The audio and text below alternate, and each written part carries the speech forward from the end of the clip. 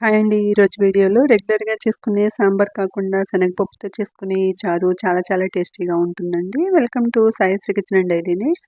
ఇక లేట్ చేయకుండా ప్రిపరేషన్‌లోకి వెళ్ళిపోదాం రండి. కుక్కర్ తీసుకొని దీనిలో 1 టీ గ్లాసు శనగపప్పుని వేసి వాటర్‌ని వేసి శుభ్రంగా 2, 3 సార్లు కడిగిన తర్వాత దీనిలో 2 టీ గ్లాసుల వాటర్‌ని వేసి స్టవ్ వెలిగించి 4, 5 విజిల్స్ వచ్చే వరకు ఉడకనివ్వాలి. ఆవిరిపోయిన తర్వాత కుక్కర్ మూత తీసి ఉడికిన ఈ శనగపప్పును మిక్సీ జార్‌లోకి తీసుకొని కొంచెం వాటర్ వేసి మెత్తగా గ్రైండ్ చేయాలి. ఇలా గ్రైండ్ చేసిన శనగపప్పు పేస్ట్‌ను పప్పు ఉడికించిన కుక్కర్‌లో కానీ, ఏదైనా బౌల్‌లో కానీ వేసి దీనిలో 10 టీ గ్లాసుల వాటర్ అంటే 1 లీటర్ వాటర్‌ని వేసి ఒక పెద్ద టమాటాను 6 ముక్కలుగా కట్ చేసుకొని వేసుకోవాలి. ఒక బిగ్ సైజు ఉల్లిపాయను 6 చీలికలుగా చేసి వేసుకోవాలి. శుభ్రంగా కడిగిన 3 పచ్చిమిరపకాయలను చిలుకలుగా చేసి వేసుకోవాలి. దీనిలో ఒక ములక్కాయను చిన్న చిన్న ముక్కలుగా కట్ చేసుకొని వేసుకోవాలి. ఒక పెద్ద సైజు వంకాయను శుభ్రంగా కడిగి ఉప్పు నీటిలో కోసుకొని ఈ ముక్కలను కూడా వేసుకోవాలి. కొంచెం వేడి వాటర్‌లో నానబెట్టిన చిన్న నిమ్మకాయ సైజు చింతపండును పులుసు తీసి వేసుకోవాలి.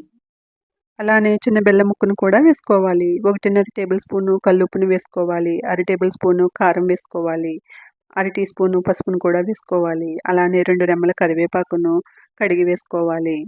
వీటిని మీడియం ఫ్లేమ్‌లో ముక్కలు ఉడికే వరకు ఉడికించాలి. ముక్కలు ఉడుకుతుండగా ఒక మిక్సీ జార్ తీసుకొని దీనిలో ఒక అంగుళం సైజు అల్లం ముక్కను వేసుకోవాలి. 1 టేబుల్ స్పూను ధనియాలు వేసుకోవాలి. అర టేబుల్ స్పూను జీలకర్రను కూడా వేసుకోవాలి. 6 వెల్లుల్లి రెబ్బలను వేసి కొంచెం వాటర్ వేసి మెత్తగా మిక్సీ పట్టాలి. సాంబారు 10, 15 నిమిషాలు మరిగిన తర్వాత అంటే ముక్కలు ఉడికిన తర్వాత దీనిలో మిక్సీ పట్టిన మసాలా పేస్ట్‌ని వేసి దీనిలో పావు టేబుల్ స్పూను సాంబార్ పొడిని కూడా వేసుకోవాలి.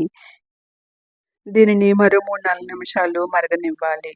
ఇలా మరిగిన తర్వాత స్టవ్‌ను ఆఫ్ చేసి దీనిని తాలింపు పెట్టడం కోసం వేరొక బాణలి పెట్టి దీనిలో 2 టేబుల్ స్పూన్స్ ఆయిల్‌ని వేసుకోవాలి. ఆయిల్ వేడైన తర్వాత 7, 8 వెల్లుల్లి రెబ్బలను చితక్కొట్టి వేసుకోవాలి. దీనిలో కొద్దిగా మెంతులు వేసుకోవాలి.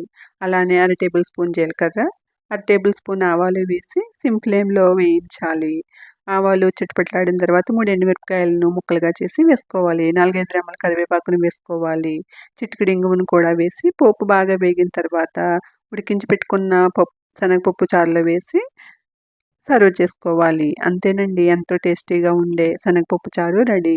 రెగ్యులర్‌గా చేసుకునే సాంబార్ కాకుండా ఇలా శనగపప్పుతో అప్పుడప్పుడు చేస్తూ ఉంటే అందరూ ఇష్టంగా తింటారు. ఇలాంటి మరిన్ని వీడియోస్ కోసం నా ఛానల్‌ని సబ్స్క్రైబ్ చేయడం మర్చిపోకండి. Thank you all.